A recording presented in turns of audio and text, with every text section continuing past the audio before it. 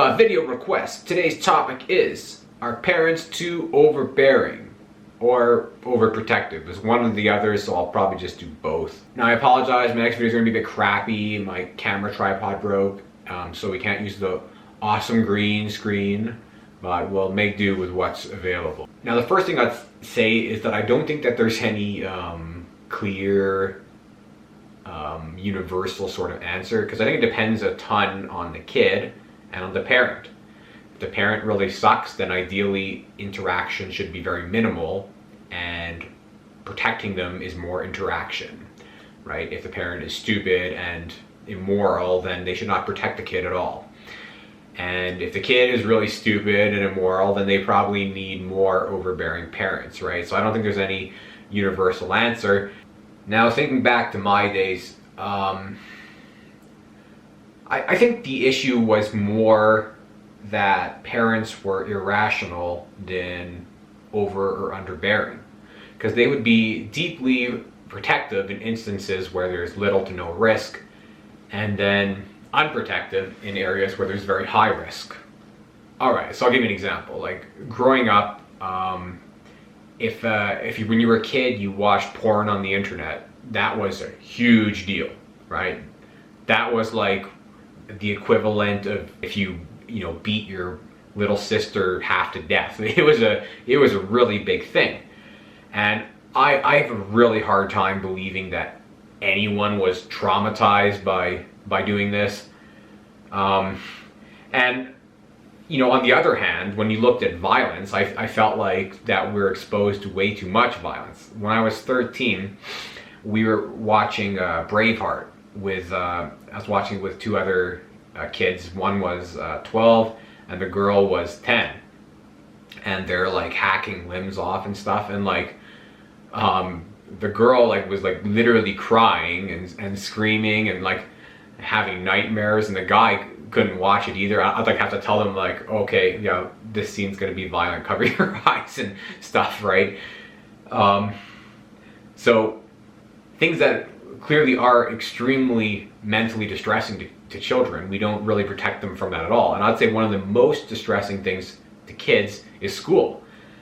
Very often school can cause children to have a complete mental breakdown, psychological trauma, but we typically just call this a comedy. Now I know there's this whole idea that children can't consent to anything, but I want to ask a different question, which is, can children consent against anything? And in my view, the answer is clearly yes. But I think that most humans are abusive pricks, and they will answer that question as a no. When you grossly violate the consent of a child, I think it's abuse. And so does John Locke. In John Locke's second treatise, he says that to a large extent children are seen as property. And I think that status is still true today. In the past they had the whole thing where women are property, but I think today children are still basically property, and parents can they do whatever, right? Now when it comes to answering the overbearing and underbearing thing, it's kind of like what I was saying before, I think, where it depends on how smart the parent is and how smart the kid is.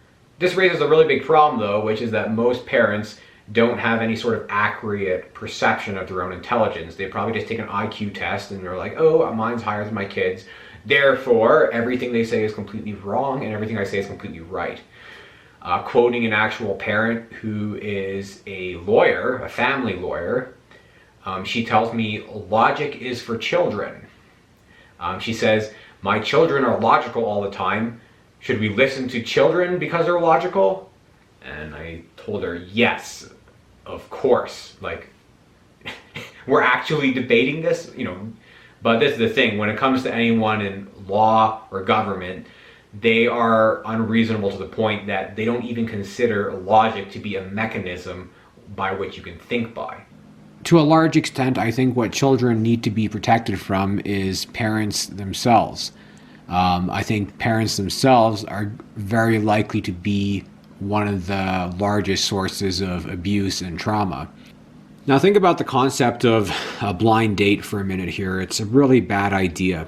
The probability of you being attracted to someone on a more superficial animalistic level is really low, and the probability of you being attracted to them on a deeper, more meaningful level is probably even lower.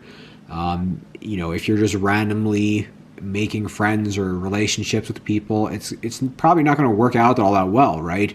And the same thing is true with kids. To a very, very large extent, it's just like playing dice. You're going to end up with more or less a random kid, and that is not necessarily a recipe for successful interaction. And to a large extent, I think what happens with parents is they try to change the kids so that they are superficially and fundamentally more similar.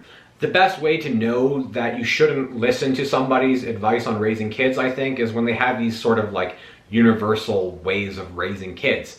I think, it's going to be clearly a lot of trial and error, experimentation, learning and understanding to figure out exactly how sensitive your kid is, how smart your kid is, what they're sensitive to, what they're likely to be traumatized to, what's fun to them, learning all these particular things because people are individuals.